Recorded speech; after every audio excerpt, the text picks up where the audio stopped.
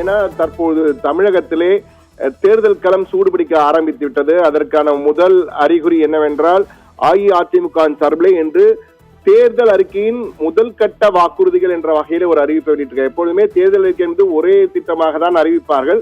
தற்போது அதிமுக பந்தயத்தில் முந்த வேண்டும் என்பதற்காக முதல் அறிவிக்கை என்ற வகையிலே முதலாவதாக 5 முக்கிய அறிவிப்புகளை வெளியிட்டிருக்கிறார்கள். குலவிளக்கு திட்டம் என்ற வகையிலே ஏற்கனவே தற்போது மகளிர் உரிமை தொகை என வழங்கப்படுகின்ற 1000 ரூபாயை 2000 ரூபாயாக வழங்குவோம், அனைத்து குடும்ப அட்டைதாரர்களுக்கும் வழங்கப் போகிறோம் என்ற ஒரு பம்பர் அறிவிப்பை வெளியிட்டார். அது மட்டுமல்ல, பெண்களுக்கு மட்டும் என்ன ஃப்ரீ பஸ், ஆண்களுக்கும் ஃப்ரீ பஸ் என்ற ஒரு அறிவிப்பையும் வெளியிட்டிருக்கிறார். அதே போன்று அனைவருக்கும் வீடு, கான்கிரீட் வீடு, நகர்ப்புறங்களிலும் கிராமப்புறங்களிலும் கட்டித்தரப்படும் வீடு இல்லாதவருக்கு 100 நாள் வேலை வாய்ப்பு திட்டத்தை 150 நாட்களாக மாற்றுவோம். அம்மா இருசக்கர வாகன வழங்கும் திட்டத்திற்காக 25,000 ரூபாய் மானியத்துடன் 5 லட்சம் மகளிருக்கு கொடுப்போம் என்ற வகையிலே வாக்குறுதிகளை அள்ளி வீசி ஆட்டத்தை தொடங்கி வைத்திருக்கிறார் இபிஎஸ். தற்போது திமுக என்ன செய்யப்படுகிறது என்றால், திமுக என்றாலே தேர்தல் அறிக்கை தான் திமுகவின் கதாநாயகன் என்று பல தேர்தல்களிலே அக்கட்சியின் தலைவர்கள் எல்லோரும் குறிப்பிட்டிருக்கிறார்கள். எனவே கடந்த முறையும் திமுகவின் அந்த 1000 ரூபாய் மகளிர் உரிமை தொகை என்பது மிகப்பெரிய அளவுக்கு ஒரு தாக்கத்தை ஏற்படுத்தியது என்று அனைவரும் கூறுகிறார்கள். எனவே அந்த வகையில் திமுக என்ன செய்ய போகிறது, திமுகவின் தேர்தல் அறிக்கை என்ன இருக்கும், அதே போன்று தற்போது புதுமுகமாக அறிமுகமாகி பிரபலமாக இருக்கும் விஜய், தாவேகா விஜய் என்ன செய்ய போகிறார், என்ன தேர்தல் வாக்குறுதிகளை கொடுக்க போகிறார் என்ற எதிர்பார்ப்பு பன்மடங்கு அதிகரித்திருக்கிறது. இது தொடர்பாக திமுக வட்டாரத்திலே நாம் விசாரித்த போது ஏற்கனவே ஒரு குழு அமைக்கப்பட்டு அந்த குழு தற்போது ஒவ்வொரு மாவட்டங்களாக சென்று, கனிமொழி தலைமையிலான குழு மாவட்டமாக சென்று தேர்தலுக்காக அறிக்கையிலே என்னென்ன போடலாம் என்பது குறித்து ஆலோசித்து வருகிறார்கள். ஆனால் அஇஅதிமுகவும் இது போன்ற ஒரு குழுவை அமைத்தார்கள். ஆனால் அந்த குழு முழுமையாக சென்றடைவதற்கு முன்பாகவே தற்போது அவசரமாக இந்த 5 வாக்குறுதிகளை அள்ளி தெளித்திருக்கிறார்கள் என்ற கருத்தும் தற்போது பேசப்படுகிறது.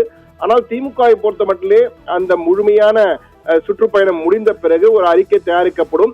இந்த முறை கடந்த முறை போல் இல்லாமல் ஒரு பம்பர், மெகா பம்பர் அறிவிப்பு ஒன்று மகளிருக்காக காத்திருக்கிறது.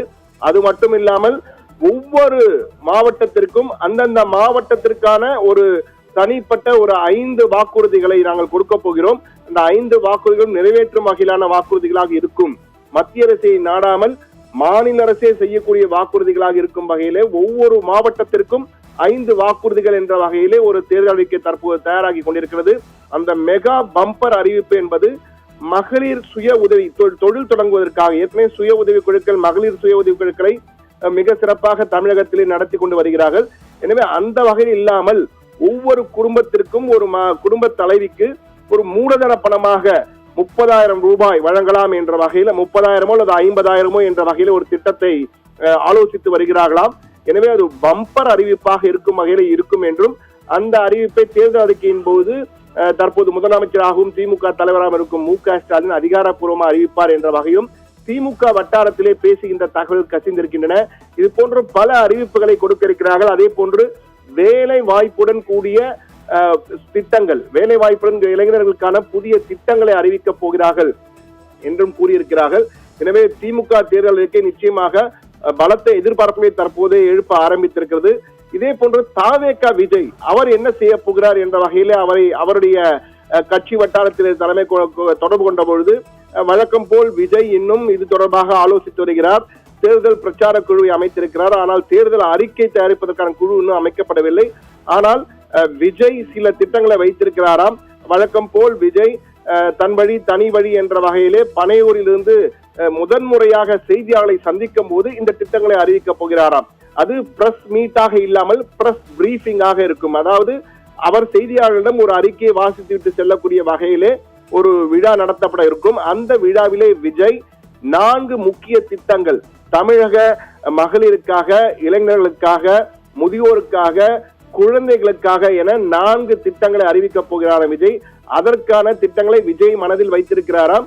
அந்த திட்டங்கள் குறித்து விரைவில் அந்த செய்தியாளர் சந்திப்பின் பொழுது செய்தியாளரிடம் அந்த திட்டத்தை மட்டும் அறிவித்து விட்டு கேள்விகளுக்கு பதில் சொல்ல மாட்டாராம். ஒரு செய்தியாளர் அறிவிப்பு மட்டும்தான், செய்தியாளரிடம் அந்த அறிவிக்கையை வெளியிட்டு விட்டு சென்று விடுவார் என்ற வகையிலும் அதற்கான தயாரிப்பு பணிகள் ஒரு பக்கத்திலே நடைபெற்றுக் கொண்டிருப்பதாகவும் அந்த தாவேகாவின் தலைமையகத்திலிருந்து வருகின்ற தகவல்கள் சொல்கின்றன.